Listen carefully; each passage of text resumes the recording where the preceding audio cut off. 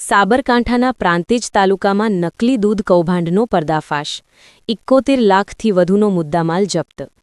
સાબરકાંઠા જિલ્લાના પ્રાંતિજ તાલુકાના સલાલ વિસ્તારમાં પોલીસની મોટી કાર્યવાહી સામે આવી છે। શ્રી સત્ય ડેરી પ્રોડક્ટ્સ નામની યુનિટમાં યુરિયા, ડિટર્જન્ટ, કોસ્ટિક સોડા તથા તેલ જેવા કેમિકલ પદાર્થોનો ઉપયોગ કરીને નકલી દૂધ બનાવાતું હોવાનો ચોંકાવનારો ખુલાસો થયો છે। આ ગંભીર મામલે પોલીસ, ફૂડ એન્ડ ડ્રગ્સ વિભાગ તથા FSL એટલે કે ફોરેન્સિક સાયન્સ લેબોરેટરીની સંયુક્ત ટીમે યુનિટ પર દરોડા પાડી કાર્યવાહી કરી હતી।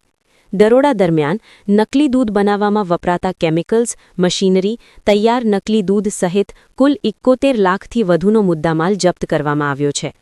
પોલીસે આ કૌભાંડમાં સંડોવાયેલા 5 આરોપીઓની ધરપકડ કરી છે।